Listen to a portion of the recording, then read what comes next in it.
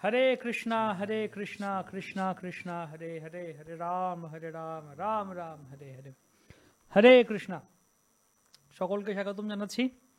আমরা শ্রী গৌরাঙ্গ মহাপ্রভুর আবির্ভাব ভূমি, যেই ভূমি স্বয়ং শ্রীমতী রাধারানী সৃষ্টি করেছেন পরমেশ্বর ভগবানকে আকর্ষণ করার জন্য। শ্রীল ভক্তিবৃন্দ ঠাকুর বলেছেন এই ব্রহ্মাণ্ডের সর্বশ্রেষ্ঠ স্থান হচ্ছে এই স্থানটি। তো আজকে আমরা উপস্থিত হলাম আমাদের সকলের, আপনাদের সকলের পছন্দের অনুষ্ঠান, প্রিয় উৎসব বলতে পারি আমরা, সাপ্তাহিক উৎসব রবিবাসরীয় টকশো, প্রশ্ন উত্তর পর্ব, পারমার্থিক টকশো নিয়ে। তো আজ আমরা গত সপ্তাহে আমরা শ্রবণ করেছিলাম শিব চতুর্দশী সম্বন্ধে, শিবজির মহিমা বৈষ্ণবানাম যথাশম্ভু শ্রবণ করেছিলাম। গত 27 তারিখে আমরা শিব চতুর্দশী উদযাপন করেছি। আজ বিশেষ তিথি, বিশেষ দিন। আজকে থেকে শুরু হলো নবদ্বীপ মণ্ডল পরিক্রমা। শ্রী গৌরাঙ্গ মহাপ্রভুর দিব্যস্থান, দিব্যধাম নবদ্বীপ 9টা দ্বীপ পরিক্রমা শুরু হলো। আমাদের সাথে উপস্থিত আছেন পরম পূজনীয় শ্রীপাদ অতুল কৃষ্ণ প্রভু, যিনি সুদূর অস্ট্রেলিয়া থেকে এসছেন, মায়াপুর ধামে এবং নবদ্বীপ ধামের পরিক্রমা করছেন এবং আমাদের ভার্চুয়ালি অনলাইনে করাবেন। তা আমরা ফিজিক্যালি সবাই করলাম, আজকে সারাদিন হেঁটে এলাম, হেঁটে আমাদের বিভিন্ন জায়গায়। এছাড়া আমাদের সাথে আছেন পরম পূজনীয় শ্রীমৎ ভক্তি বিজয় ভাগবত স্বামী মহারাজ, যার অনুপ্রেরণায়, যার পরিচালনায় টকশো হচ্ছে। তো মহারাজও সারাদিন হেঁটে এলেন। মহারাজ ক্লান্ত লাগছে নাকি সারাদিন হেঁটে? সারাদিন হেঁটে এসছেন, তাড়াতাড়ি রাস্তা করে সারাদিন হেঁটে পরিশ্রম করে অনেকটুকু মায়াপুর থেকে চর ব্রহ্মনগর অনেকটা পথ হেঁটে এত ভক্তের সাথে পদব্রজ করে পরিক্রমা আপনাদের জন্য আমরা এলাম। তো কি হলো, কোথায় কোথায় গেলেন সেগুলো শুনবার, কোথায় কোথায় যাব আমরা এই 2 তারিখ থেকে 8 তারিখ পর্যন্ত এই এক সপ্তাহ পরিক্রমা ভক্তরা যাবেন। গতবারও বলেছিলাম আমরা কিভাবে পরিক্রমা হয়। অনেকে ক্যাম্পিং করতে যায়, তাঁবু টাঙিয়ে যায়, ঘুমোয়, মশারি তাঁবু এই সেই নিয়ে। বিদেশে দেখি অনেকে ইউটিউবে দেখায় ক্যাম্পিং করে, পাহাড়ে গিয়ে তো বরফের ওখানে ক্যাম্পিং করে, সবাইকে নিয়ে গাড়ি নিয়ে, জিপ গাড়ি নিয়ে, আর্মি গাড়ি নিয়ে যায়, রান্না বান্না করে, যাই হোক পার্টি করে পাহাড়ের উপরে গিয়ে। তো এটা হচ্ছে আমাদের স্পিরিচুয়াল ক্যাম্পিং। আমরা হাজার হাজার ভক্ত একসাথে মিলে যাই, তাঁবুতে থাকছি, ওখানে প্রসাদ গ্রহণ করছি, পিকনিক করছি প্রতিদিন বনে জঙ্গলে এবং হাঁটছি। এরকম পিকনিক, এরকম ক্যাম্পিং আর কোথায় হয়? তাই এর মাহাত্ম আপনারা যারা আসতে পারেননি আপনাদের সাথেও শেয়ার করতে চাইছি। আমরা কৃষ্ণ ভবনামৃত মানে শেয়ার করা, আমরা শেয়ার করব আপনাদের সাথে সেই আনন্দটা অনলাইনের মাধ্যমে। তো আমরা জিজ্ঞেস করছি অতুল কৃষ্ণ প্রভুর কাছে, প্রভু কেমন লাগছে আপনার মায়াপুর ধামে এই যে পরিক্রমা হচ্ছে, এত হাজার হাজার ভক্ত? এই সময় মায়াপুরে খুব বিশেষ একটা পরিবেশ। অনেক বিভিন্ন দেশ থেকে এখন ভক্তরা আসেন, সবাই করতে চান ভক্তদের সঙ্গে সংকীর্তন। এই বিশেষ করে এই পরিক্রমা, নবদ্বীপ মণ্ডল পরিক্রমা মহা মহোৎসব, এটা খুব বিশেষ। শিলা ঠাকুর ভক্তিবিনোদ উনি বলেছেন, গৌড় আমার যে সবাস্থান করলা ব্রাহ্মণ রঙ্গে, সেই সবাস্থান হেরিব আমি প্রণয় ভক্তের সঙ্গে। এখন সব মায়াপুর ভক্তরা খুব আনন্দিত হচ্ছে যে অনেক ভক্তরা আসছেন এবং আমরা সবাই একসাথে ভ্রমণ করব পুরো নবদ্বীপ ধাম। এবং প্রত্যেক জায়গায় গিয়ে আমরা বসি, আমরা শ্রবণ করি বিভিন্ন মহাৎগণ শ্রীমুখ থেকে নবদ্বীপ ধামের মহিমা। এটা খুব আনন্দময় মহোৎসব। বাহ, নবদ্বীপ ধাম এ ভক্ত সমাগম, চাঁদের হাট। তো বলেছেন চৈতন্য চরিতামৃতে, জয় শ্রী চৈতন্য চন্দ্রের ভক্ত চন্দ্রগণ, সবার প্রেম জ্যোৎস্নায় উজ্জ্বল ত্রিভুবন। চৈতন্য মহাপ্রভু হচ্ছেন মায়াপুর চন্দ্র, চৈতন্য চন্দ্র, এবং তার ভক্তরাও হচ্ছেন চন্দ্র, এক একজন চন্দ্র। তো এখন হাজার হাজার লক্ষ লক্ষ চন্দ্র, তো চন্দ্রের মেলা, চাঁদের মেলা বসেছে মায়াপুর ধামে। মহান মহান ভক্তরা সবাই এসছেন, সবাই মিলে হাঁটছেন। না জানি কত দেবতারাও হয়তো হাঁটছেন ভক্তদের সাথে, ভক্তদের ছদ্মবেশে। হয়তো ভক্তরা দেবতারা, কত ভক্ত, কাউকে দেখিনি কখনো, অনেককে দেখিনি কখনো, কোথা থেকে আসছেন, কোনো দেবতা হতে পারেন, দেবদেবী হতে পারেন, হাঁটছেন ভক্তদের সাথে। তো মহারাজ কেমন লাগলো সারাদিন হেঁটে?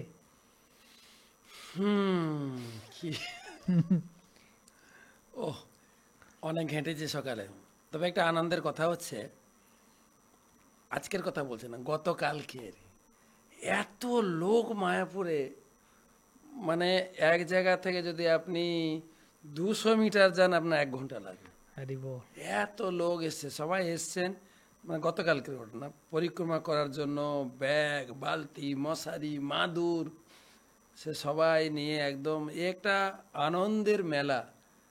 আমাদের 7টা গ্রুপে পরিক্রমা হচ্ছে, 7টা গ্রুপ, 4টে বাংলা গ্রুপ, 2টো নামহট্টা থেকে, 2টো গীতাকোর সংকীর্তনের, আর একটা হচ্ছে আপনার ইংলিশ গ্রুপ, ওটাকে ইন্টারন্যাশনাল গ্রুপও বলা যায়, আর এটা হিন্দি গ্রুপ। আমাদের ভারতে উত্তরপ্রদেশ, মধ্যপ্রদেশ, বিভিন্ন হিন্দি লোক। আরেকটা গ্রুপ হয়েছে, কি বলবো, দক্ষিণ ভারতের দক্ষিণ ভারতে, শুধু টক খায়। কি দ্রাবিড় দেশের গ্রুপ। দ্রাবিড়দের, সাউথ ইন্ডিয়ান গ্রুপ, ভাতেও টক লাগবে, সবজি টক, ডালে টক, এর সব কিছুতে একটু টক না হলে, তাদেরও একটা বড় দল। তারা টোটাল 7টা গ্রুপ, 4টে বাংলা গ্রুপ, একটা ইংলিশ, একটা হিন্দি, একটা দক্ষিণ ভারতের গ্রুপ। তো সকালে সব আলাদা আলাদা আলাদা করে এক একটা লোকেশনে চলে গেলেন। পরিক্রমা হবে কিন্তু পরপর পরপর 7টা গ্রুপ আলাদা। তো গতকালকে সন্ধ্যায় আমাদের বিশাল অধিবাস কীর্তন হয়েছে, সব গ্রুপ একসঙ্গে ছিল, তাকানো জানে লোক আর লোক, এত লোক এসছে, কমপক্ষে আমার তো মনে হয় 12,000 লোক হবেই। আজকে সকালে সব আলাদা আলাদা করে দলে কীর্তন করতে করতে, নাচতে নাচতে, সামনে প্রভুপাদ, তারপর গৌরনিতাই, সন্ন্যাসী, সন্ন্যাসীর পরে ব্রহ্মচারী, প্রভু, মাতাজি, কীর্তনের দল, সিকিউরিটি, পুলিশ, সব এলাহি ব্যাপার। একটা বাংলাদেশের ভাষায় বলতে গেলে র্যালি, পশ্চিমবঙ্গের ভাষায় শোভাযাত্রা, আবার ইংরেজদের প্রসেশন, হিউজ প্রসেশন। তো কি আনন্দ ভক্তদের মধ্যে।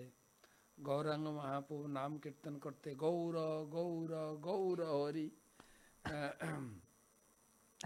উদিত তপন হইলে অস্ত। হইলে, এই কীর্তন করতে করতে সবাই নাচতে নাচতে কীর্তন করতে করতে চলছেন। তো ভোর 6টা থেকে সব গ্রুপ বেরিয়েছেন। এই সন্ধ্যা দুপুরের দিকে সবাই 2টা-3টে দিকে ক্যাম্পে পৌঁছে গিয়ে বিকালে প্রসাদ পেয়ে রেস্ট। এখন সন্ধ্যার সময় সবার বিভিন্ন প্যান্ডেলে কালচারাল প্রোগ্রাম হচ্ছে। আমি তো পৌঁছে গেলাম এই টক শোতে। তো সেটাই বলার ছিল, শিব ঠাকুর অনন্ত সংহিতাতে শিব ঠাকুর পার্বতীকে বলছেন কৈলাসে বসে, হরি শ্রীমৎ রাধা দ্যুতি কবলিত পার্শ্বদবিত শচী গর্ভদ্ভূত কলিকলুষ নাশোদ্যতমনা যথা নাম্ন সংকীর্তনমতি পবিত্রম সমকরত নবদ্বীপম বন্দে তমিহ পরমানন্দ নিলয়ম। অনুবাদটা হচ্ছে এরকম, শ্রীহরি শ্রীমতী রাধারানীর ভাব ও কান্তি অবলম্বন করে শ্রী শচী গর্ভে আবির্ভূত হয়ে কলি কলুষ নাশন পূর্বক শ্রীকৃষ্ণ প্রেম বিতরণ মানসে স্বপার্শ্বদে যে স্থানে পরম পবিত্র সেই নাম সংকীর্তন করেছিলেন, সেই পরমানন্দলয় সেই নবদ্বীপ ধামকে পুনঃ পুনঃ বন্দনা করি। অর্থাৎ নবদ্বীপ পরিক্রমা মানে এখানে বুঝালেন, পার্বতী বলছেন, শিব বলছেন পার্বতীকে, যেখানে গৌর হরি শ্রী শ্রী চৈতন্য মহাপ্রভু, যেখানে 24 বছর তার ছোটবেলার বাল্যলীলা থেকে শুরু করে পৌগণ্ড, কৈশোর, বিবাহ লীলা, যেখানে 24 বছর কাটিয়েছেন, সেই ধামকে আমি প্রণাম করি, শিব ঠাকুর বলছেন। বৃন্দাবন দাস ঠাকুর লিখলেন, তিনি চৈতন্য ভাগবতে, নবদ্বীপ হেন গ্রাম ত্রিভুবনে নাই। ত্রিভুবনে, স্বর্গ মর্ত পাতাল, ত্রিভুবনে নাই। নবদ্বীপ হেন গ্রাম ত্রিভুবনে নাই, যথা অবতীর্ণ চৈতন্য গোসাই। চৈতন্য মহাপ্রভু এই ভূমিকে অত্যন্ত ধন্য করেছিলেন। আমরা আলোচনা করব যে চৈতন্য মহাপ্রভু এখানে এসেছিলেন, যার ফলে সমস্ত দেবদেবী, সত্যযুগে নরসিংহদেব, ত্রেতা যুগে রামচন্দ্র, দ্বাপর যুগে বলরাম, আর কলিযুগে তো অনেক সমস্ত দেবদেবী এসেছেন। যখন মহাপ্রভু মায়ের গর্ভে ছিলেন, যখন মহাপ্রভু নিজে সংকীর্তন করেছেন, সেই গুপ্ত নবদ্বীপ ধাম আপনারা অনেকে পরিক্রমা করেছেন, যারা করেননি সেই আনন্দের অনুভূতি ভাবছি শেয়ার করব। সেটাই আজকের আলোচনার মুখ্য বিষয়। বাহ, অসাধারণ কথা। আমার কাছে মনে হচ্ছিল একটা জিনিস, এই সকালবেলায় যে এত ভক্ত সারাদিন হাঁটছেন, আমরা চৈতন্য ভাগবতে দেখতে পাই, সেটাও পরিক্রমার কথায় আসবে। আমাদের এই 9টা দ্বীপের মধ্যে ওপারে আছে, নদীর এই পারে দ্বীপ আছে 4টা, ওদিকে 5টা, ওপারে বিদ্যাবাচস্পতির ঘর আছে। তার মধ্যে দেখি চৈতন্য ভাগবতে যে চৈতন্য মহাপ্রভু সন্ন্যাসের পর তিনি ফিরে এসেছিলেন, একবার এসেছিলেন মায়াপুর নবদ্বীপে, তিনি কিন্তু মায়াপুর এপারে আসেননি, ওপারে ছিলেন, বিদ্যাবাচস্পতির ঘরে ছিলেন। তো যখন সবাই শুনলেন, নবদ্বীপের আশেপাশে সবাই যখন শুনলেন যে মহাপ্রভু এখানে এসছেন বিদ্যাবাচস্পতির ঘরে, সবাই ছুটতে শুরু করলেন দর্শন করার জন্য। আর বলা আছে, বর্ণনা করা আছে, লক্ষ লক্ষ লোক যে নদী পেরোচ্ছেন সাঁতার কেটে, সবাই সাঁতার কাটছেন। তো নদীর জল তো নীল বা যাই হোক, জল দেখা যায় শুধু মাথা, মানে কালো কালো, মানে বলা হচ্ছে গঙ্গা কালো হয়ে গেছে। গঙ্গা মনে হয় মানে যদি উপর থেকে কেউ দেখে শুধু মাথাই দেখা যায়, শুধু কালো কালো কালো কালো চুল। তা আমার কাছে আজকে মনে হচ্ছিল এরকমই, যদি কেউ উপর থেকে ড্রোন থেকে যদি দেখে কেউ যে এত এত ভক্ত রাস্তা দিয়ে হাঁটছে, রাস্তা মনে হয় কালো হয়ে গেছে, শুধু মাথাই দেখা যাচ্ছে। তো আমরা তাহলে একটু মহারাজ সিস্টেমেটিক্যালি শুরু করি যে এই 9টা দ্বীপের কোথায় কি আছে। সেরকম একটা গ্রন্থটার নাম আছে শ্রী ঊর্ধ্ব বামনায় মহাতন্ত্র গ্রন্থ। সেখানে বলছেন, অন্তর্দ্বীপ তথা দেবী সীমন্ত দ্বীপ সঙ্গক গদ্রুম দ্বীপ সংগন্যে মধ্যদ্বীপ তথা পর গঙ্গা পূর্বতটে রম্যে দেবী দ্বীপ চতুষ্টয় কৌলদ্বীপ ঋতুদ্বীপ জন্মদ্বীপ সুরেশ্বরী গদ্রুম দ্বীপ তথা রুদ্র পশ্চিমে পঞ্চইতে পশ্চিমে তটে। পূর্ব দিকে আপনি যেটা বললেন, পূর্ব দিকে 4টে দ্বীপ, পশ্চিম দিকে 5টা দ্বীপ। হ্যাঁ, গঙ্গার পূর্ব তীরে আছে অন্তর্দ্বীপ, সীমন্ত দ্বীপ, গদ্রুম দ্বীপ, মধ্যদ্বীপ।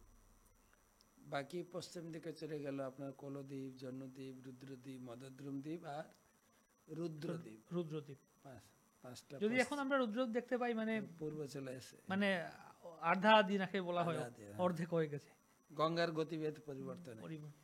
কিন্তু এখানে শ্লোকে সেটাই বলছেন, শ্রী নবদ্বীপানন্দ বর্ধনং সর্বসম্পদ ব্রহ্মাদি বন্দিতম নিত্যং নবদা ভক্তি ভূষিত।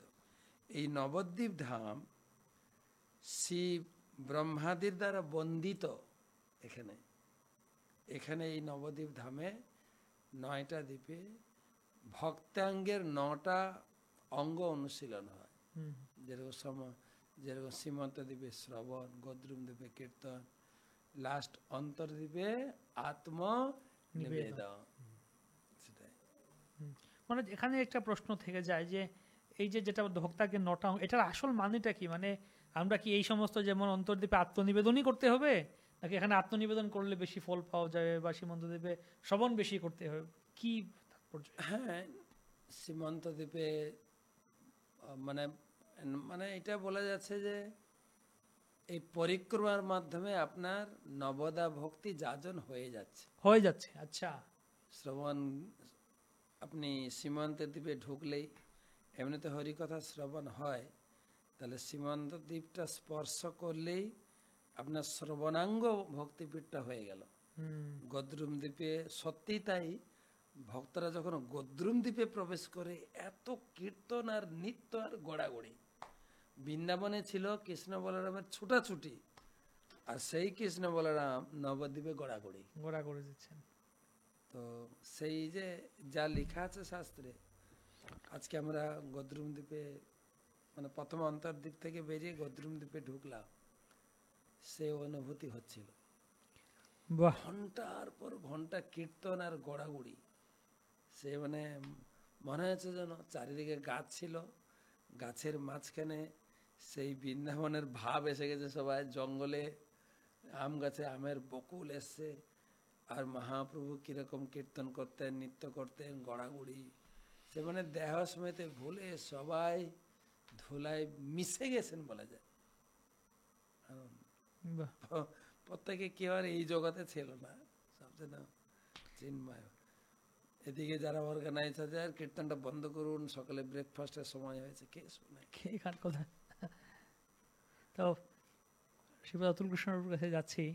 তো আপনি তো অস্ট্রেলিয়া থেকে এসছেন, তো ওই সমস্ত জায়গায় তো আমরা যেটা মনে করি লোকেরা খুবই স্যুট বুট পরে, খুবই মানে মাটিতে পা পড়ে না, সব কিছুতে নিট অ্যান্ড ক্লিন, পরিষ্কার পরিচ্ছন্ন, জুতো টুতো পায়ে দিই সবসময়। এই যে নবদ্বীপ ধামে এসে দেখছেন যে ভক্তরা এত কাপড় চোপড় পরে মাটিতে গড়াগড়ি দিচ্ছে ধুলির মধ্যে, একদম সারা শরীরে ধুলি মেখে দিচ্ছে, কেমন লাগে দেখে? খুব ভালো লাগে। আমরাও ভালো লাগে। পরিক্রমার সময় আমরা রাত্রে থাকি, আমরা আসি না রুমে, গেস্ট হাউসের রুম। আমরা যেখানে যে দ্বীপে আছি সেখানে আমরা পৌঁছে দুপুর বেলায় প্রসাদ পেয়ে, তারপর সন্ধ্যায় বেলায় একটা প্রোগ্রাম হয়, বিভিন্ন ভক্তরা উপস্থিত থাকেন এবং ধর্মের মহিমা ভাগবত কথা আলোচনা করা হয়। আমরা সবাই মিলে বসে শুনে, তারপর টেন্টে গিয়ে সবাই, পূর্বরা এক টেন্ট, কয়েকটা টেন্ট আছে, মাতাজিরা এক টেন্ট, এবং সন্ন্যাসীদের আলাদা আলাদা বিশেষ জায়গায় সবাই শুয়ে থাকেন মাটিতে। এটা খুব ভালো লাগে। এটা মানে তপস্যা করার মাধ্যমে পবিত্র হয়ে যায় মন, হৃদয়ে আনন্দ পায়। সকালে উঠে লাইন আপ করতে হবে, স্নান করে, বালতি নিয়ে স্নান করে, মাঝে মাঝে যদি মা গঙ্গা ভাষায় আমরা মা গঙ্গার মধ্যে স্নান করি। এটা খুব আনন্দময় মহোৎসবে। কিছু তপস্যা হয়, তবু তপস্যা অন্য ভক্তদের সঙ্গে করলে বেশি কঠিন লাগে না।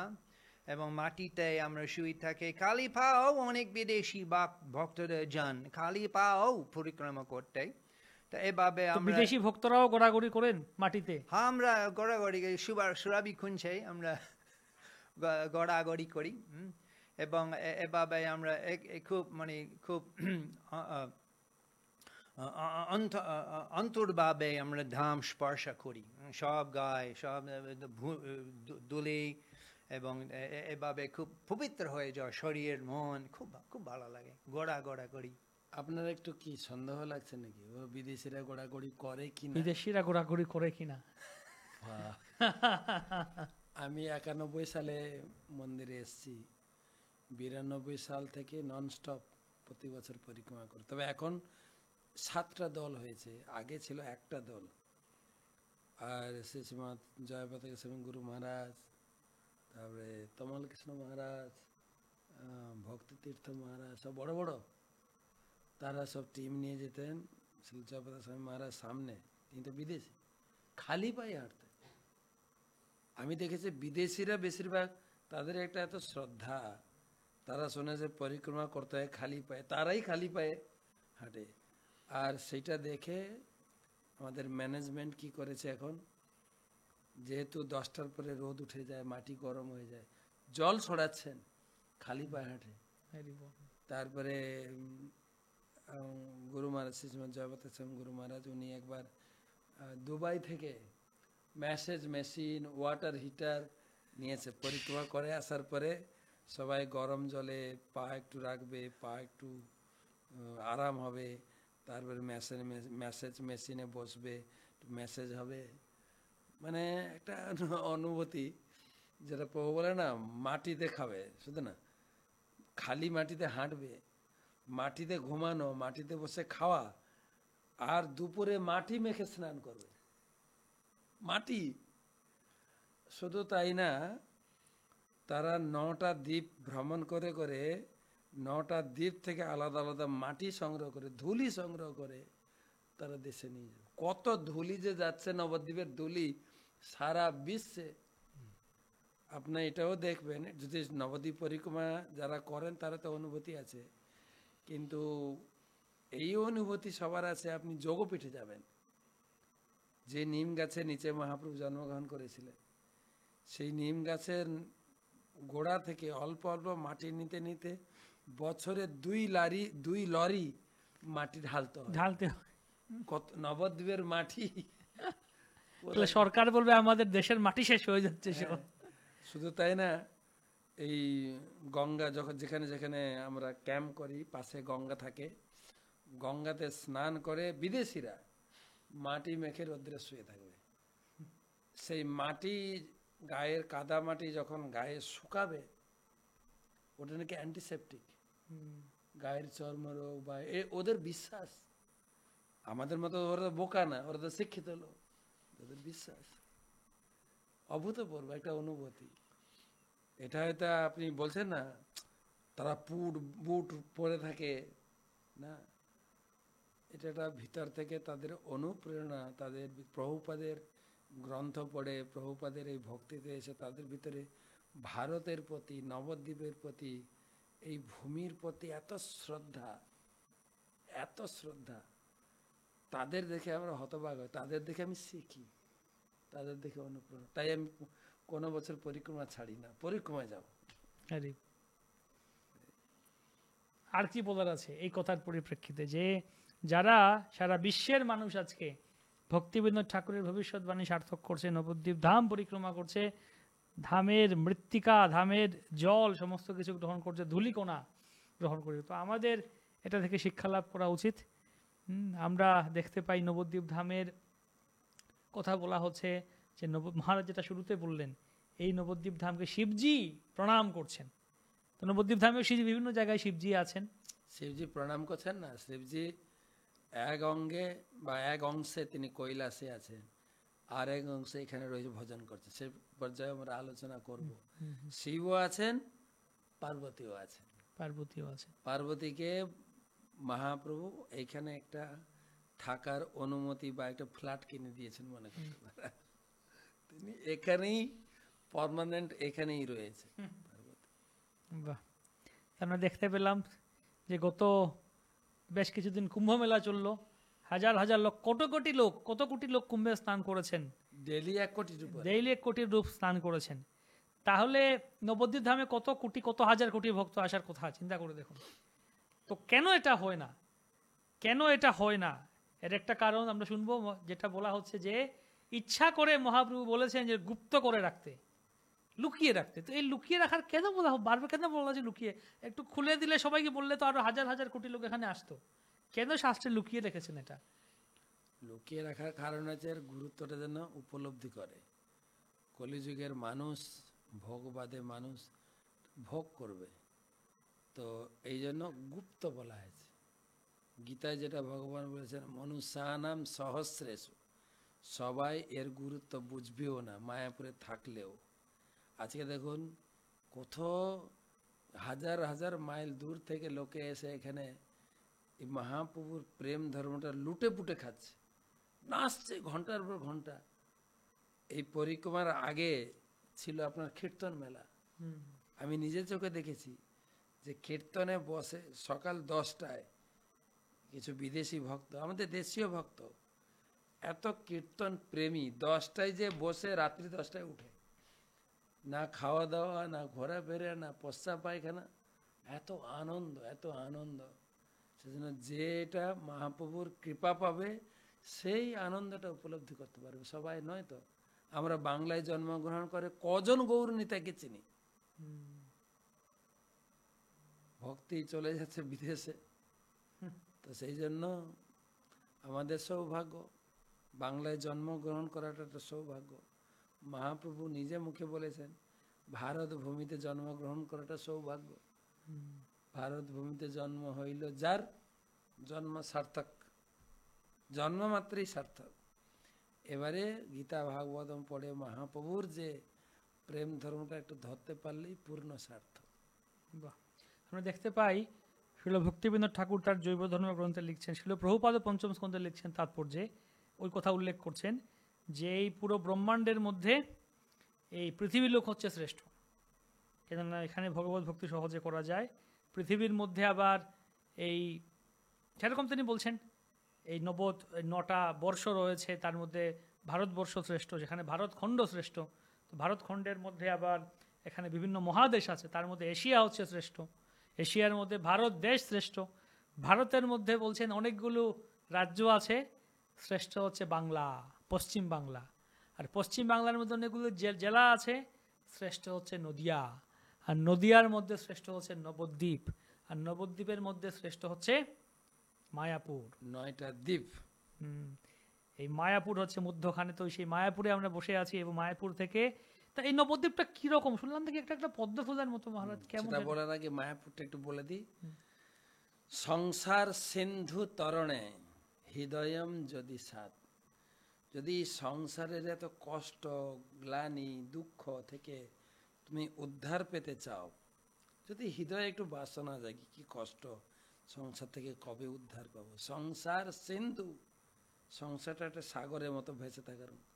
সংসার সিন্ধু তরণে হৃদয়ম যদি সাত, সংকীর্তনামৃত রসে রমতে মনস্যে, যদি মহাপ্রভুর সংকীর্তনের আনন্দ রস আস্বাদন করতে চাও, প্রেমাম বুধৌ বিহরণে যদি চিত্তবিত, চৈতন্য মহাপ্রভুর সংকীর্তন আন্দোলনে প্রেমে যদি ভাসতে চান, মায়াপুরাক্ষ নগরে বসতিম কুরুস্ব, মায়াপুরে কুটির বেঁধে ভজন করো।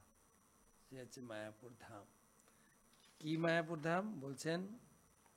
জৈছে বৃন্দাবনে যোগপীঠ সুমধুর, বৃন্দাবনে যেরকম রাসমণ্ডলী যোগপীঠ, তৈছে নবদ্বীপে যোগপীঠ মায়াপুর।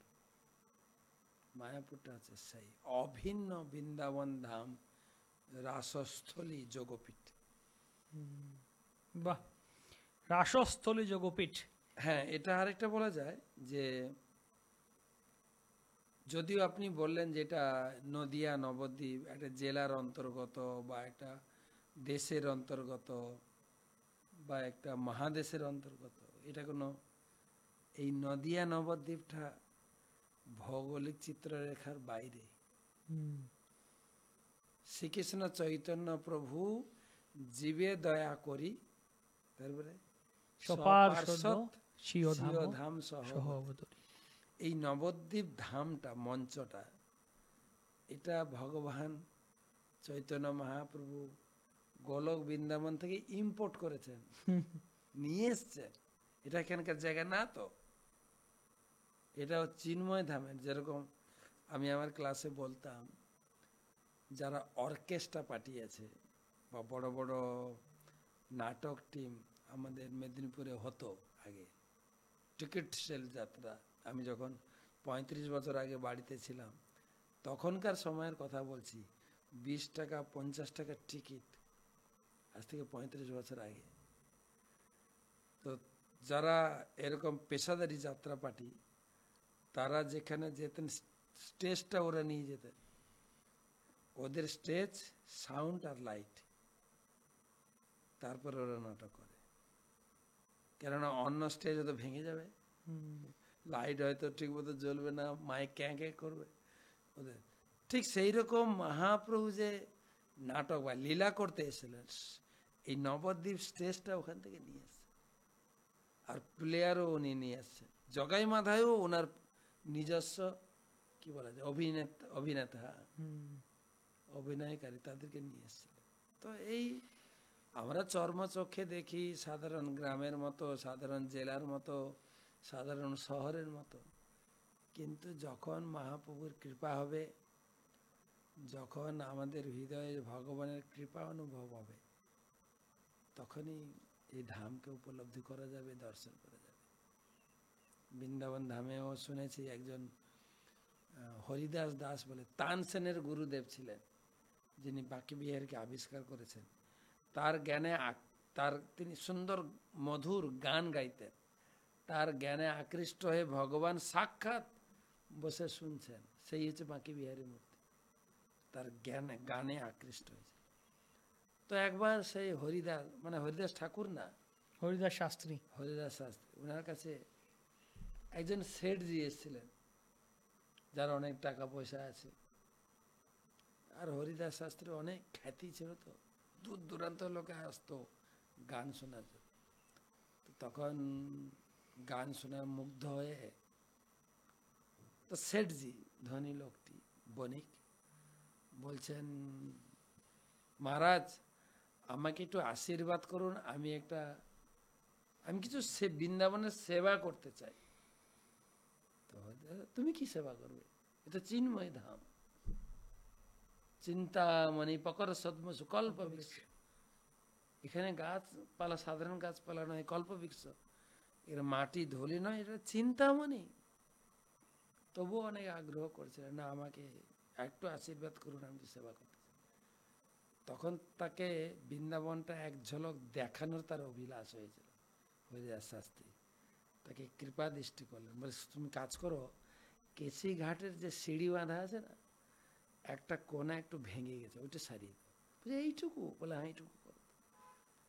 তখন সে গেলেন, গিয়ে তাকে হরিদাস শাস্ত্রী আশীর্বাদ করলেন।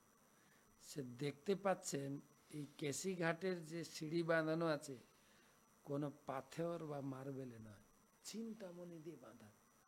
বলে আমার ভান্ডারে যা সম্পদ আছে সেটা বিক্রি করেও এইটুকু আমি বাঁধাতে পারবো না।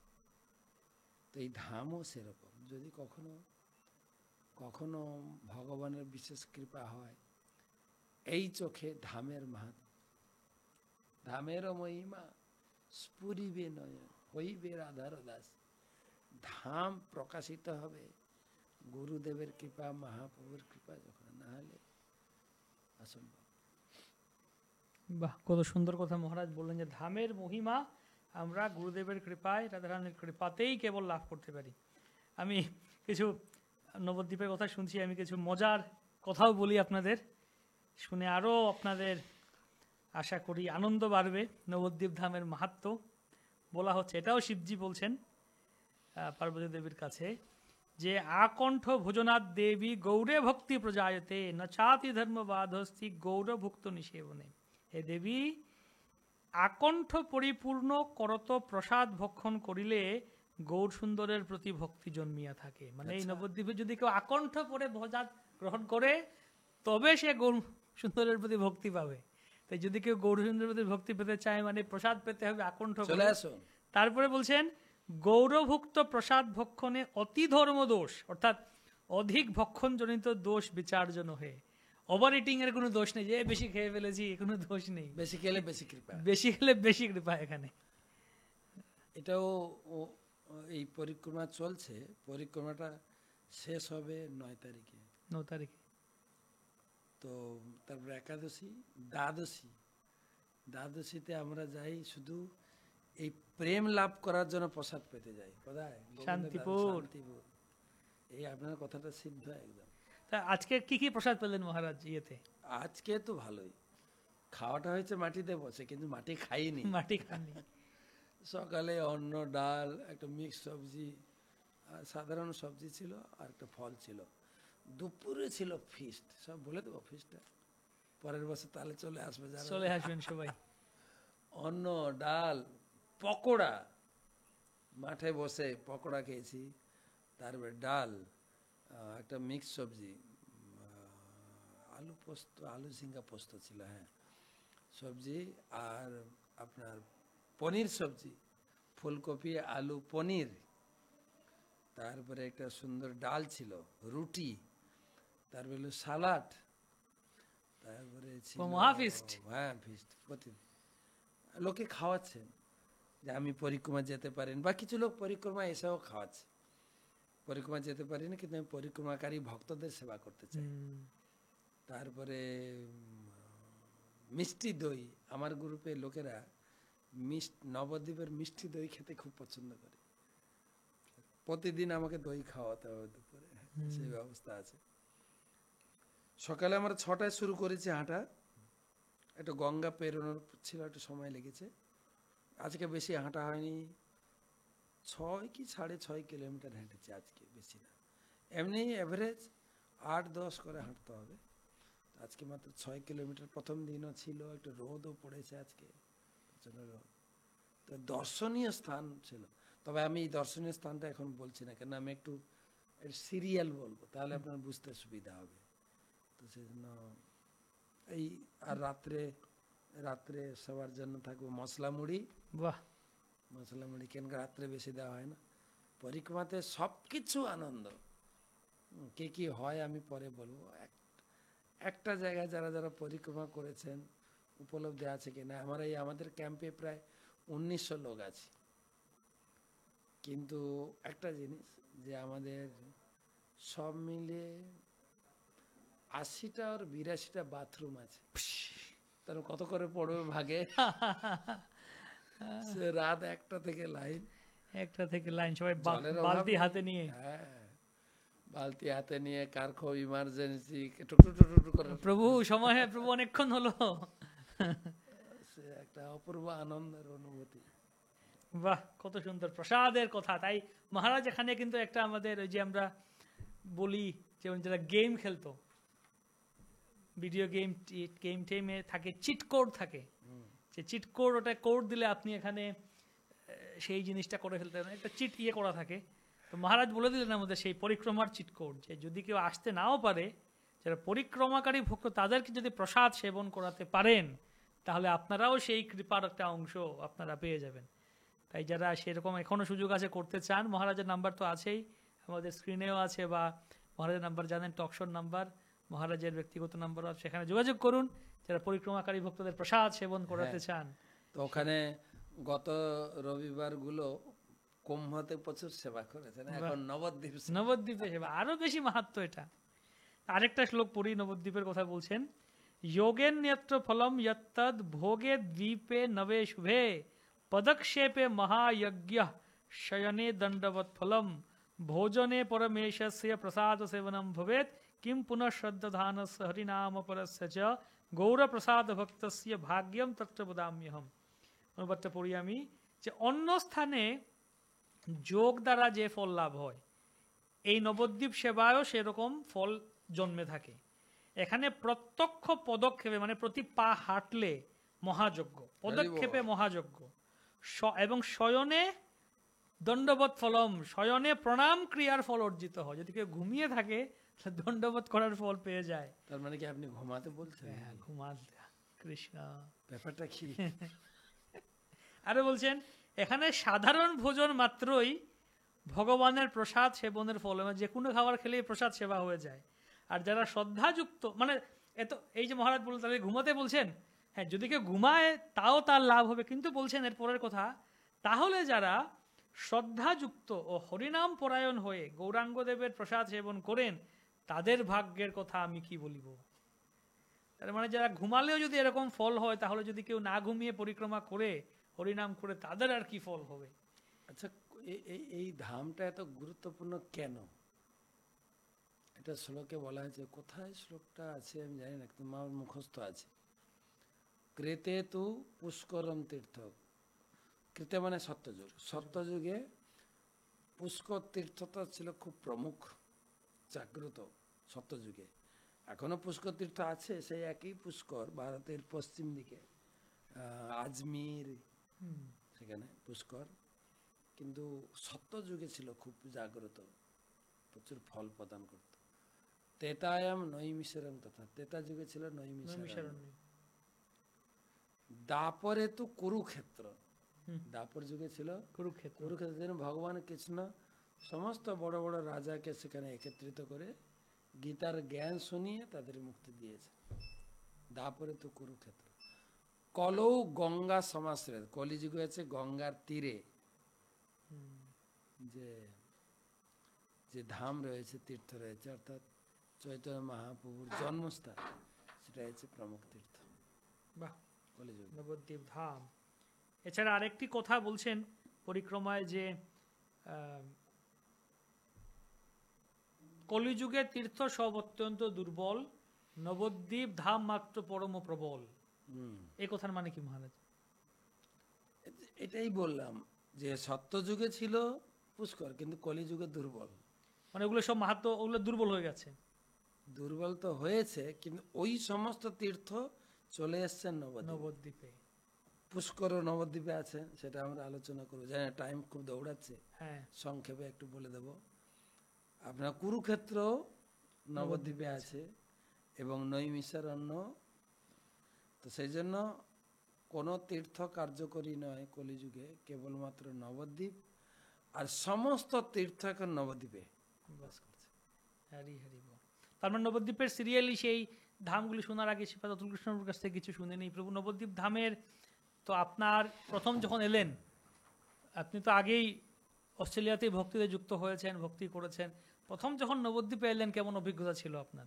পরিক্রমা পরিক্রমা বা মায়াপুরে এসে যখন গেলেন বা সেই একটা সমস্ত- বিশেষ একটা খুব আকর্ষণীয় লক্ষণ যখন আমরা পরিক্রমায় যাই, যে ভোরে আমরা সবাই পথে আছি, ভোরে তারপর গৌড় ভক্তবৃন্দা ওনারা বিভিন্ন ভজন ঠাকুর ভক্তিবিনোদের ভজন ওনারা গাড়ি উদ্দিল অরুণ পূরব ভাগে দ্বিজমণি গৌড় আমানি যা আগে, যেভাবে মহাপ্রভু নিজেই ভক্তদের সঙ্গে সেই ভোরে উঠতেন, উনি নগরে নগরে কীর্তন করতেন, সেই ভাব আছে। এত অতি আকর্ষণীয়, সারা পৃথিবী ত্রিভুবনে সেই ধরনের ভাব হয় না মায়াপুর ধাম পরিক্রমা ছাড়া। বাহ, মায়াপুর ধাম পরিক্রমা ছাড়া সেরকম আর ভাব সারা পৃথিবীতে পাওয়া যায় না। আমরা অ্যাকচুয়ালি এ তো মহাপ্রভু এসেছিলেন প্রায় 550 বছর আগে।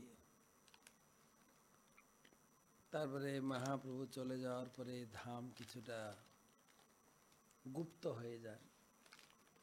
পরবর্তীকালে ভক্তিবিনোদ ঠাকুর আজ থেকে 200 বছর আগে তিনি ছিলেন বিদ্যাসাগরের একজন স্বনামধন্য স্টুডেন্ট এবং তখনকার ব্রিটিশ আমলের একজন বিশেষ দক্ষতার ব্যক্তি। তখনকার দিনে সবথেকে হাই পোস্টে তিনি চাকরি করতেন, ডিএম, ডেপুটি ম্যাজিস্ট্রেট, একদম বাঙালি।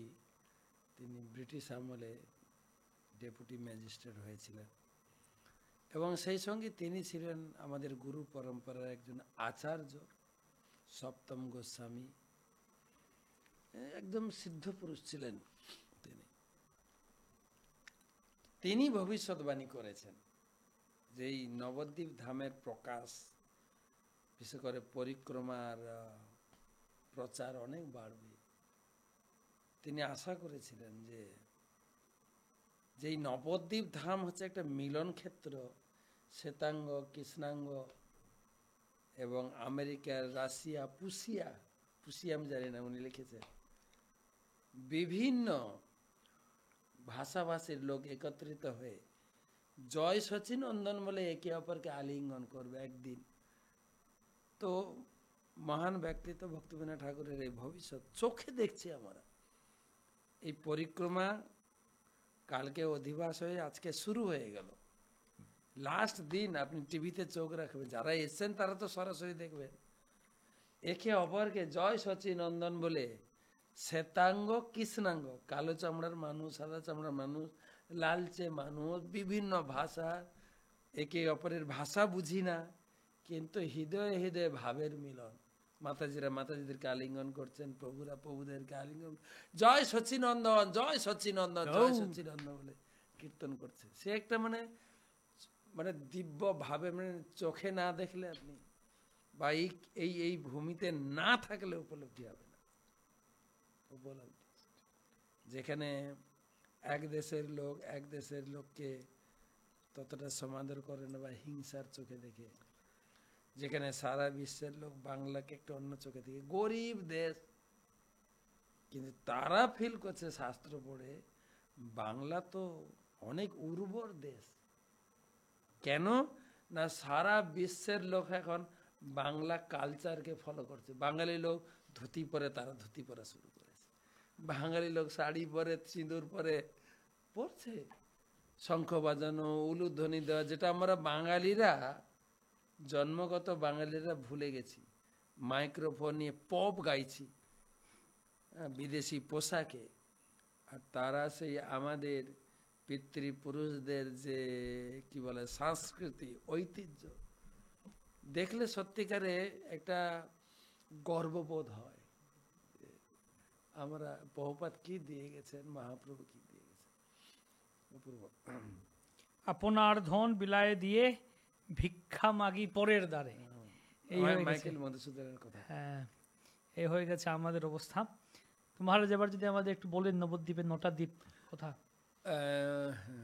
সময় তো হয়ে গেল দেখছি। ওকে, আমাদের প্রথম দ্বীপ হচ্ছে সীমন্ত দ্বীপ। সীমন্ত দ্বীপ। সীমন্ত দ্বীপ প্রথম দ্বীপ। সীমন্ত দ্বীপে এর কাহিনী তো অনেক বড়। আমি আমার প্রতিদিনের ক্লাসে এই দ্বীপগুলো বলছি, আপনারা শুনবেন। সীমন্ত দ্বীপ দেখেন, আপনাদের বোর্ডে নকশাটাও দেখতে পাচ্ছেন আপনারা। এই একটা পদ্মের মতো, যেটা আপনি বললেন, একটা পদ্ম ফুল দেখেন। পদ্ম ফুলের মাঝখানটা হচ্ছে অন্তর্দ্বীপ, এবং চারিদিকে গোলাকারে পদ্ম ফুলের 8টা পাপড়ি দেখেন লেখা আছে। প্রথম হচ্ছে সীমন্ত দ্বীপ, যেখানে সত্যযুগে শিব ঠাকুরের কাছে পার্বতী গৌরাঙ্গ মহাপ্রভুর মহিমা শুনে তিনি চলে এলেন নবদ্বীপে। ওই জায়গায় বসে তিনি ধ্যান করেছিলেন, গৌরাঙ্গ মহাপ্রভুর ধ্যান। তিনি গৌরাঙ্গ মহাপ্রভু দর্শন পেয়েছিলেন, এবং গৌরাঙ্গ মহাপ্রভুর চরণের ধুলি পার্বতী তিনি তার সীমন্ত বা সিঁথিতে, মায়ের যে সিঁদুর পরেন, ওখানে ধারণ করেছিলেন। সিঁথিতে নবদ্বীপের ধুলি, অর্থাৎ গৌরাঙ্গ মহাপ্রভু চরণের ধুলি ধারণ করেছিলেন, সেই জন্য সেই দ্বীপের নাম সীমন্ত দ্বীপ। অনেকে কৌতুক করে বলেন, ভোলানাথ মহাদেব তিনি শ্মশানে মশানে থাকেন, বৈরাগী, নাম জপ করছেন, ধ্যান করছেন, ভগবানের উপাসনা করছেন। বিয়ে করেছেন, স্ত্রীকে যে একটু খুকুমনের সিঁদুর কিনে দেবেন তাও নেই পয়সা। তাই পার্বতী নিজে এসে এখান থেকে ধুলি ভরে নিয়ে গেছেন, সেইটাই ধারণ করেন। তার নাম হচ্ছে সীমন্তিনী মাতা। এখান থেকে নাম হয়েছে সীমন্ত দ্বীপের নাম অনুযায়ী সীমন্তিনী মাতা, আর দ্বীপের নাম হয়েছে সীমন্ত দ্বীপ। আমরা দেখতে পাই ইয়েতেও করেন এই গর্ভধান সংস্কারের পরে সীমন্তোন্নয়ন সংস্কার। সীমন্ত উন্নয়ন, হ্যাঁ, সীমন্ত। সীমন্তোন্নয়ন, সীমন্তিনী মাতা, সীমন্ত দ্বীপ। অনেক কিছু দর্শন আছে। রাজাপুরে জগন্নাথ মন্দির, মহাপুর মামার বাড়ি, আমার বাড়ি। নীলাম্ব চক্রবর্তী ঠাকুর, তারপরে 700 বছরের পুরানো সেই মদন গোপাল, খুব জাগ্রত বিগ্রহ, যে যা চাইবেন পাবেন। তারপরে বেলপুকুর, তারপরে আপনার চাঁদকাজির বাড়ি, এটা অভিন্ন মারামারি মাঠ। হ্যাঁ, অভিন্ন মথুরা। মামা কংস এখানে জন্মগ্রহণ করলে চাঁদকাজি।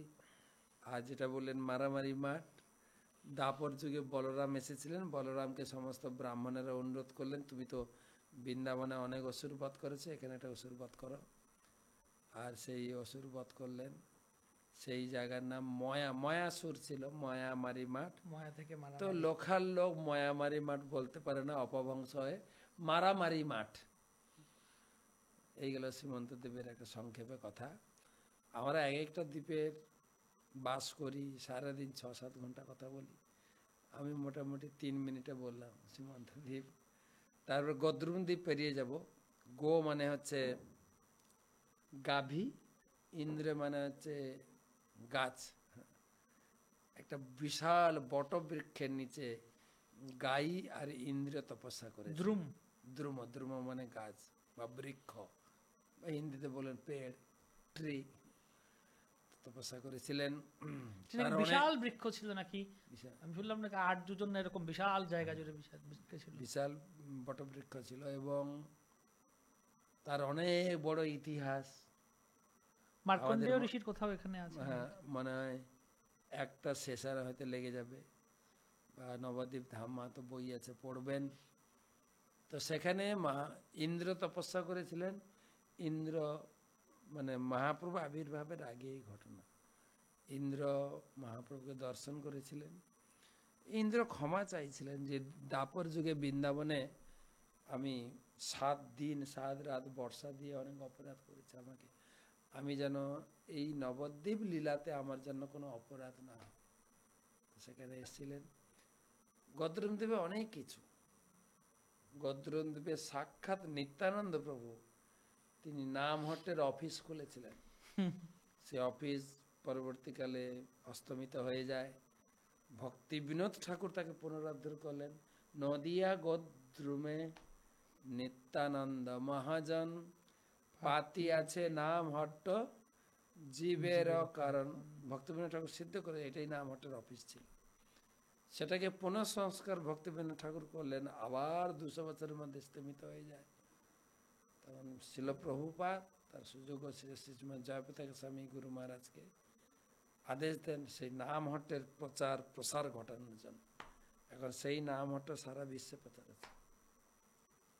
তো সেই জায়গায় সেখানে আপনার নক্রদহ বা গোরাদহ, তারপরে হরিহর ক্ষেত্র, আমঘাটা, তারপরে রয়েছে আপনার নরসিংহপল্লী, দেবপল্লী।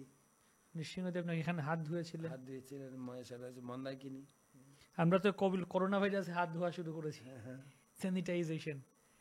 তো অনেক অনেক জায়গা আছে, গৌতম দিকটা অনেক বড়। ওখানে মহারাজ মার্কণ্ডেয় ঋষির কথা আমরা দেখতে পাই যে উনি নাকি এখানে এসেছিলেন, সুরভি মাতা ওনাকে টেনে তুললেন প্রলয়ের সময়। আবার পুরীতেও দেখি আমরা মার্কণ্ডেয় সরোবর আছে, তো ওখানেও ওরকম কাহিনী বলা হয়েছে, সবকিছু ডুবে গেছে প্রলয়ের সময়। মার্কণ্ডেয় মুনি তো অনেক বড় ব্যক্তি, কয়েক যুগ, সপ্তকল্প কল্প। তো এটা কি এই দুই জায়গায় আলাদা আলাদা কল্পে নাকি? না, একই কল্পে তিনি বিভিন্ন জায়গায় গেছেন, বিভিন্ন জায়গায়। আচ্ছা, বিভিন্ন প্রলয়ের সময় বিভিন্ন প্রলয়, একই কল্পে কতবার ঘুরছেন তিনি। তো অনেক বড়। সুতরাং নবদ্বীপ ধামের উপরে অনেক বই আছে, সব বই পড়লে একটা অনুভব করা যায়। আমি একটু তাড়াতাড়ি যেতে হবে। তো আপনারা সীমান্ত দ্বীপ থেকে গদ্রুম দ্বীপ থেকে যাব মধ্যদ্বীপ। আজকে গিয়ে এলেন আপনি? আজকে মধ্যদ্বীপে আমাদের বাস করছে। আমি গিয়ে আবার ওখানে ঘুমাবো। এখান থেকে গিয়ে আজকে মধ্যদ্বীপে বাস করছি। মধ্যদ্বীপটার মাহাত্ম্য, সেটাও সত্যযুগের কাহিনী। ব্রহ্মার সৃষ্টির শুরুতে ব্রহ্মা সপ্ত ঋষি সৃষ্টি করেছিলেন, পুলক, ক্রতু, পুলস্ত, অঙ্গিরা। সেই সপ্ত ঋষিকে সৃষ্টি করে ব্রহ্মা বললেন তোমরা যাও তপস্যা করো। সত্যযুগে সৃষ্টির প্রারম্ভে, শুরুতে। তো সপ্ত ঋষি বলছে পিতাশ্রী আপনি বলুন কোন জায়গায় গেলে তাড়াতাড়ি সিদ্ধি লাভ করবো। বলছে নবদ্বীপ, সত্যযুগে। তো ওখানে এসে তপস্যা করলেন। আর একদিন মধ্যাহ্ন সময় মহাপ্রভু দর্শন দিয়েছিলেন, সেই জন্য সেই দ্বীপের নাম মধ্যদ্বীপ। ওখানে সপ্তর্ষি টিলা, সপ্ত ঋষি যে এখানে ভজন করেছিলেন তার টিলা আছে। এটা উঁচু ঢিপি। আর ওখানে আপনার নৈমিষারণ্য, পুষ্কর, কুরুক্ষেত্র, উচাহাটা, হংসবাহন, হাঁসের পিঠে শিব, সব ওইখানে মধ্যদ্বীপ।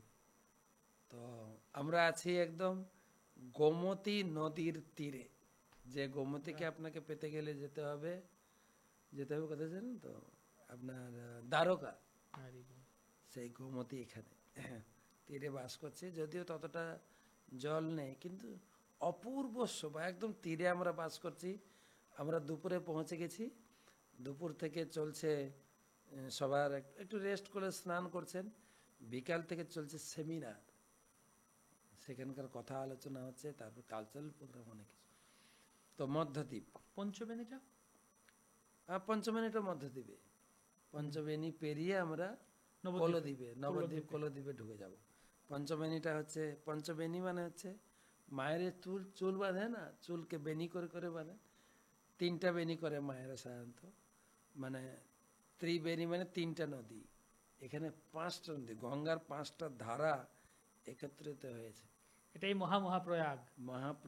আমাদের শাস্ত্রে লেখা আছে, গৌরাঙ্গ প্রেম মহারাজ ওইটার উপর খুব জোর দেন। ওই জায়গায় কেউ যদি মৃত্যুবরণ করে, জলে, স্থলে, আকাশে, সে সরাসরি ভগবত ধামে যাবে। আমি শুনলাম মহারাজের, গৌরাঙ্গের মহারাজ ক্লাসে ছিলেন, মহারাজের কথা শুনে একজন ভক্ত হলো ঠিক আছে আমি মরেই যাব। ওই নাকি গৌরাঙ্গ সেতুর উপরে উঠে লাফ দিয়েছে, দিয়ে পড়েছে, যেখানে পড়েছে এখানে হাঁটু জল বালি, মারা আর যায়নি। আমরা কুম্ভ স্নানের দিন গেছিলাম, ওখানে মহারাজ নৌকো করে মায়াপুর থেকে গিয়ে ওখানে কুম্ভের স্নান করে এসেছি। মহারাজের খুব বিশ্বাস, মহারাজ তাই বলছেন যে এই হচ্ছে মহাপ্রয়াগ।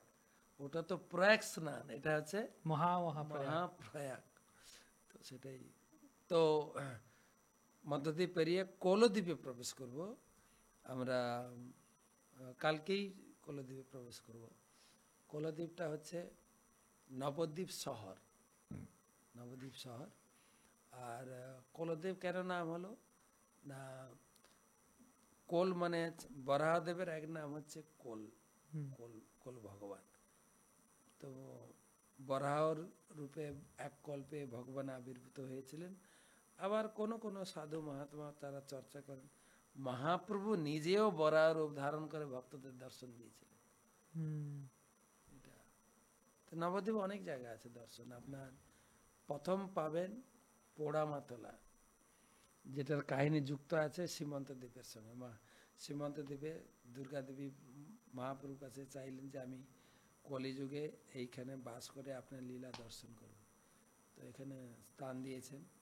নবদ্বীপটাকে নাকি এই কুলদ্বীপ, তো এটাকেই নাকি গোবর্ধন বলা হচ্ছে।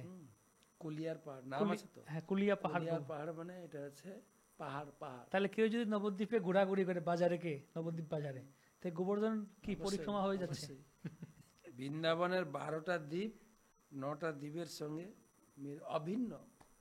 9টা দ্বীপ, 9টা নববিধা ভক্তি এবং 12টা যে বন বৃন্দাবনে, সেটা এক একটা রয়েছে। যেরকম আমি বললাম সীমন্ত দ্বীপ, চাঁদ কাজীর বাড়ি, ওটা আছে মথুরা। মথুরা এক একটা জায়গার নাম আছে। তো যেটা বলছিলাম কোলদ্বীপে আপনার প্রথম পাবেন পার্বতীর ঘর, যেখানে পার্বতী ওখানে তখন থেকে সত্যযুগ থেকে এখানে রয়েছেন, গৌরাঙ্গ মহাপ্রভু লীলা দর্শন করছেন। এখনো গৌরাঙ্গ মহাপ্রভু লীলা করছেন, অদ্যাপি হোক সেই লীলা করে গৌর রায় কোন কোন ভাগ্যবানে দেখি পারে। তো ওখানে পার্বতীর মন্দির পোড়ামাতলা। একটু এগিয়ে গেলে মহাপ্রভুর বাড়ি ধামেশ্বর মহাপ্রভু বিষ্ণুপ্রিয়া সেবিতা বিষ্ণুপ্রিয়ার বাপের বাড়ি, সনাতন মিশ্রের বাড়ি। তার জগন্নাথ দাস বাবাজি সমাধি, দেবানন্দ গৌড়ীয় মঠ, এসব অনেক জায়গা দর্শন আছে। তো কোলদ্বীপের পরে আমরা যাই জন্নুদ্বীপ। জন্মমণি আশ্রম, জাহ্নু বা জাহ্নু সত্যযুগে তিনি এখানে এসেছিলেন তপস্যা করতে। আর আপনারা এই কাহিনীও জানেন, সেই সত্যযুগে তিনি এখানে তপস্যা করছিলেন, সেই সময় ভগীরথ গঙ্গা নিয়ে যাচ্ছিলেন। মুনির আশ্রম কোষাকুষি সব ভাসিয়ে নিয়ে গেলেন, আর মুনি রেগে অঞ্জলি ভরে পুরো গঙ্গাটাকে পান করে নিলেন। সেই জন্মমণির কন্যা, সেই জন্য গঙ্গার নাম। সেই জন্মমণির আশ্রমে আমরা যাই। তো ওখানে জন্মমণি একদিন গৌরাঙ্গ মহাপ্রভুর দর্শন পেয়েছিলেন সত্যযুগ। তারপরে আমরা চলে যাই ঋতুদ্বীপ। কটা দ্বীপ হয়ে গেল? ঋতুদ্বীপের পরে আর দুটো দ্বীপ বাকি আছে। সীমন্ত দ্বীপ, গদ্রুম দ্বীপ, মধ্যদ্বীপ, কোলদ্বীপ, জন্মদ্বীপ, ঋতুদ্বীপ 6 নম্বর দ্বীপ। অন্তর্দ্বীপও হয়ে গেছে। না, অন্তর্দ্বীপে আসবো আসবে। এই ঋতুদ্বীপ, ঋতু মানে তো ঋতুই, ঋতু সিজন। যেরকম এখন কোন ঋতু? বসন্ত নাকি? এখন বসন্ত ঋতু চলছে, ফাল্গুন মাস বসন্ত ঋতু। 6 ঋতু। যেরকম গঙ্গার জল হলো, গঙ্গার মূর্তি আছে, ঋতুরও মূর্তি আছে। 6 ঋতু বসে ওখানে মিটিং করছেন গৌরাঙ্গ মহাপ্রভু কি করে সেবা করব। সেই জায়গায় ঋতুদ্বীপ অত্যন্ত সুন্দর দেখতে। জয়দেব গোস্বামী ওখানে ভজন করেছেন। ওখানে চাঁপাহাটি, চাপা ফুল, বিশাল চাঁপা ফুলের বাগান, এখনো চাঁপা ফুলের হাট বসে। চম্পকলতা সখী বৃন্দাবন থেকে প্রতিদিন এসে ফুল কিনে নিয়ে রাধা গোবিন্দকে সিঙ্গার করে। সম্ভব কিনা? 1,500 কিলোমিটার, বেশি না তো। সম্ভব কিনা প্রতিদিন আসা যাওয়া? হ্যাঁ, কলকাতা বোম্বে 2000 কিলোমিটার লোকে ডেলি প্যাসেঞ্জারি করে। তো এই তো পেট্রোল বিমান, আর গোপীদের ছিল পুষ্প বিমান, কত তেজ গতিতে চলত। তো সেই চাপাহাটি, রাধাকুণ্ড, শ্যামকুণ্ড, বিদ্যানগর, যেরকম গঙ্গার জল, গঙ্গা মূর্তি, বিদ্যা, গীতা ভাগবতম বেদ পুরাণ বিদ্যা মূর্তি হয়। সেখানে নিমায়ের গৌরাঙ্গ মহাপ্রভু গুণকীর্তন শাস্ত্র চর্চা করে। নিমায় মাঝে মাঝে যেতেন, তাদের সঙ্গে ভাবের আদান প্রদান করতেন। একদিন নিমাই পড়াশোনার শেষে তিনি তার পকেট থেকে পেন, এখন তো কোন পেন ব্যবহার করছি আমরা? Ball pen, gel pen. এখন তো প্লাস্টিক পেন। আমার কাছে পেন নেই, দেখাতে আছে মনে হয়। প্লাস্টিক পেন, প্লাস্টিক না। আর শুনুন, নিমাই তো 500-550 বছর আগে। আমি আমার দাদুদের দেখেছি কাঠের পেন ব্যবহার করতে। তো নিমাইয়ের সময় কাঠের পেন বা বাঁশের খাঁচির পেন ব্যবহার করে। একদিন নিমাই ওই কাঠের পেনটাকে মাটিতে পুঁতে দিয়েছেন, সে পেন থেকে গাছ হয়ে গেছেন, এখনো সেই গাছ আছে, পেন ট্রি, কলম গাছ। ভক্তরা গিয়ে আলিঙ্গন করে। আর যেহেতু বিদ্যানগর ধূলিকণা, ভক্তরা ওখানে গড়াগড়ি, কীর্তন আর গড়াগড়ি। ভক্তরা বলে থাকে যে যত ধুলি গায়ে লাগবে তত বিদ্যা আপনার শরীরে আপলোড হবে। তাহলে আমাদের অনেক ভক্তরা ভক্তি শাস্ত্রী ভক্তি করে, শ্লোক মুখস্থ করতে পারে না, পরীক্ষা বলে টেনশন, তাদেরকে পাঠিয়ে দেয় ওখানে। আপনি পাঠাতে পারেন, কিন্তু তো বিশ্বাসে মিলাই বস্তু। তার যদি বিশ্বাস থাকে হবে, না বিশ্বাস থাকলে ধুলিতে গড়াগড়ি করবো, কাপড় নোংরা হয়ে যাবে না, হ্যাঁ, তাহলে কি করা হবে? আমি যেটা অনুভব করেছি, ভক্তদের প্রতি বছর করি, বছরও হবে, যাব আমরা ওখানে। তো সেই গেল আপনার হচ্ছে ঋতুদ্বীপ, ঋতুদ্বীপের পরে মদদ্রুম দ্বীপ। মদ মানে আনন্দ, দ্রুম মানে গাছ, যেখানে ত্রেতা যুগে ভগবান রামচন্দ্র তার 14 বছর বনবাসকালে ঘুরতে ঘুরতে ঘুরতে ঘুরতে রাম, লক্ষ্মণ, সীতা বিশাল বটবৃক্ষের নিচে আনন্দ পেয়েছিলেন এবং সীতার কাছে বলেছিলেন, এখন তো আমাদের ত্রেতা যুগ, কলিযুগে আমাদের এখানে আসতে হবে, আমরা আসবো, আমি আসবো নিমাই রূপে, তুমি আসবে বিষ্ণুপ্রিয়া রূপে, তোমাকে আবার কাঠ ছাপিয়ে ঘটা করে বিয়ে করব, ছেড়ে দিয়ে সন্ন্যাস গ্রহণ করে পুরী চলে যাও। অনেক সুন্দর মজার কথা ওখানে আলোচনা হয়েছিল, আনন্দ পেয়েছিলেন। তারপরে রুদ্রদ্বীপ, রুদ্রদ্বীপ হচ্ছে রুদ্র ভগবান যেখানে পার্মানেন্ট রয়েছেন, গৌরাঙ্গ মহাপ্রভু ভজন করছে। লাস্ট হচ্ছে আমি যেখানে বসে ক্লাস করছি, এই দ্বীপটার নাম হচ্ছে অন্তর্দ্বীপ। এই যে পুরো নবদ্বীপ ধামের যে ম্যাপ, চিত্রটার মাঝখানে, একদম মাঝখানে যেখানে দেখানো হয়েছে, স্ক্রিনে দেখতে পাচ্ছেন, একদম স্ক্রিনে দেখতে পাচ্ছেন, মাঝখানে যেটা লেখা আছে অন্তর্দ্বীপ ধাম, বা আপনারা বলতে পারেন পদ্ম ফুলের মাঝখানে যে কর্ণিকা, কর্ণিকা, কর্ণিকা, একদম অন্তর্দ্বীপ, যেটাকে যোগপীঠও বলা হয়। তার অন্তর্দ্বীপ নামের পিছনে অনেক বড় ইতিহাস এবং শিক্ষণীয় এবং মজার কাহিনী। সংক্ষেপে বলা যায়, ব্রহ্মা এসে তপস্যা করেছিলেন এবং দাপর জুড়ে যে বৃন্দাবনে তিনি গোবৎস আর গোপবালকদের চুরি করে যে অপরাধ করেছিলেন, তিনি এখানে মুক্ত হয়েছিলেন, ভগবানের আশীর্বাদ লাভ করেছিলেন, তার অন্তরের বাসনা ব্যক্ত করেছিলেন। আমাকে নিচু ঘরে জন্ম দিন, আমার এত বড় পদ পজিশনের জন্য বারে বারে অপরাধ করি, আমাকে নিচু ঘরে জন্ম দিন। মহাপ্রভু গ্র্যান্ট করেছিলেন যে এই নবদ্বীপ লীলায় আপনি আপনি হরিদাস ঠাকুর রূপে জন্মগ্রহণ করবেন, লক্ষ নাম জপ করবেন, আপনার নাম হবে নামাচার্য হরিদাস। সেই লীলা নবদ্বীপে হয়েছিল। আমার গুরুদেব প্রায় বলেন, যারা নবদ্বীপে, যারা মায়াপুরে আসবে, কমপক্ষে একবার হলেও যোগপীঠে যাবে, তোমার যত অন্তরের বাসনা মহাপ্রভু সব পূরণ করবে। হরি হরি, সেই হচ্ছে অন্তর্দ্বীপ। এই হচ্ছে 9টা দ্বীপ। আমাদের তো এখানে 7 দিন, 7 রাত্রি 8 দিন ঘুরে ঘুরে কথা শুনে কীর্তন করে। আপনাদের তো 1 ঘন্টার ভিতরে পরিক্রমা করিয়ে দিলাম, বা তো সময়ও প্রায় শেষের দিকে, তো সংক্ষেপে বললাম। হরি হরি বল। তো আমরা মন শেষ করতে চাইছি না, মনে হচ্ছে সারা রাত চলুক, কিন্তু মহারাজকে যেতে হবে আবার, মহারাজকে এখান শেষ করে আবার যেতে হবে মধ্যদ্বীপে, অনেকটা পথ সেখানে গিয়ে ভক্তদের সাথে ওখানে তিনি বিশ্রাম করবেন, কালকে সকালে আবার হাঁটা শুরু করবেন মধ্যদ্বীপ থেকে। তো আপনাদের সবাইকে নিমন্ত্রণ। অনলাইনে অনেকে অনেক কিছু দেখাচ্ছেন, জানি না আমাদের এটা ব্রডকাস্ট করা হবে কিনা, সব কিছু না করা হলে অনেক ভক্তরা ফেসবুকে অনেক কিছু দিচ্ছেন, লাইভ করছেন, দেখাচ্ছেন, অনেক কিছু চিত্র, ভিডিও, চলচ্চিত্র দেখতে পাচ্ছেন নবদ্বীপ সম্বন্ধে। অধ্যয়ন করুন, পড়ুন এবং নবদ্বীপ ধামের দিব্য আনন্দে মগ্ন থাকুন। একটা কথা বলে দিই, ভক্তিবিনোদ ঠাকুর বলেছেন, লাস্ট কথা, তিনি বলছেন, 100 বর্ষে সপ্ত তীর্থে, কলিযুগের আয়ু 100 বছর, সত্যযুগে ছিল 1 লক্ষ, ত্রেতা 10, তারপরে 1000, কলিযুগে 100। যদি আপনি 100 বছর বাঁচেন, 100 বর্ষে সপ্ত তীর্থে প্রমুখ ভারতে 7টা মুক্তি তীর্থ আছে, অযোধ্যা, কাশী, কাঞ্চি, গয়া, দ্বারাবতী। তো 100 বছর আপনি ঘুরে ঘুরে সপ্ত তীর্থে যা না পাবেন, নবদ্বীপে 1 রাত্রে বসে তাহা পাই। হরি বল। আর এখানে আপনি 7 রাত্রি 8 রাত, 7 দিন 8 রাত। 7 একদিন আগে আসতে হবে তো? একদিন আগে আসতে হবে, তাহলে 9 দিন 8 রাত 8 রাত মানে লাস্টের দিন মহামিলন করে চলে যাওয়া। মহামিলন চলে গেলেন। 8 রাত্রি অষ্টরাত্রি আপনারা নবদ্বীপে থাকতে পারছেন। এই সুযোগ যাই হোক, যারা এবার পাচ্ছেন না, পেলেন না, আমরা অনলাইনে শুনালাম, পরের বার যেন মিস না হয়। গৌর পূর্ণিমার 1 সপ্তাহ আগে এটা হয় প্রতি বছর, যেন মিস না হয়। এখন থেকেই 1 বছর আগে থেকেই বুক করে রাখুন। যারা চাকরি করছেন 1 বছর আগে থেকেই আপনারা ডেট ছুটির জন্য দরখাস্ত করে দিন, যায়। ব্যবস্থা করে নিন। তো যাই হোক, আমরা মহারাজকে আর বেশিক্ষণ আটকে রাখবো না। মহারাজ যাবেন মধ্যদ্বীপে বিশ্রাম করতে। আপনারা সকলে নবদ্বীপের চিন্তায় আছে, অনেকের স্বপ্নে আসতে পারেন নবদ্বীপ ধাম দর্শন করেন, এই সমস্ত স্থানগুলি।